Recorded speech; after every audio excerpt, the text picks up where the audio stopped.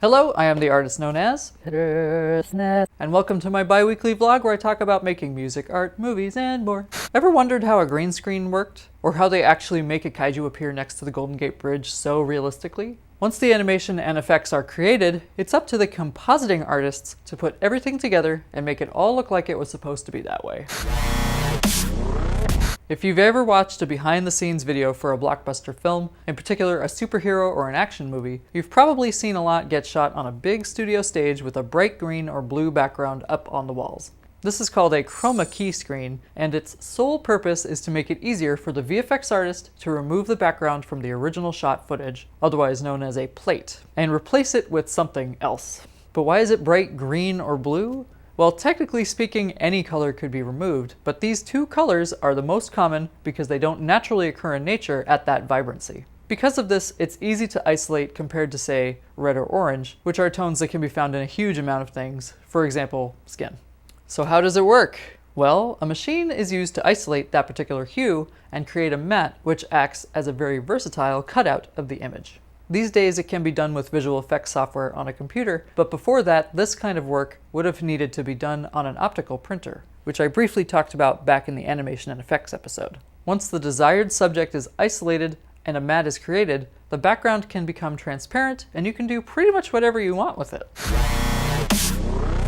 Sometimes a chroma key background isn't possible for some reason, or maybe it was poorly lit, which makes it more difficult to be isolated, or maybe there was just something in a regular shot that wasn't supposed to be there, like a water bottle or a logo. In cases like these, the only way to isolate the desired person or thing is to cut it out manually, frame by frame.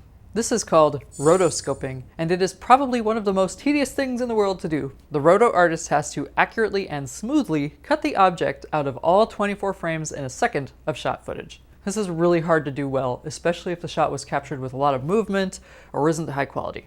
Thankfully, the tools available to do this work these days are pretty amazing and can help take some of the burden, but it's still a very detail-oriented task and takes a certain level of skill to master. Once everything has been cut out, matted, isolated, or what have you, it's time to put everything together. This phase is called compositing, and it's where the final image is created. Kind of like a puzzle, the comp artist has to take all the pieces and make them look like they all belong together. They'll take backgrounds, plates, objects, people, animations, effects, you name it, and create a composite. Many times they'll need to do lighting and color correction on some or all of the elements in order to make this work, making this a very technical and detail-oriented job. Knowledge of color balance, composition, lighting techniques, and of course, all the available tools is essential.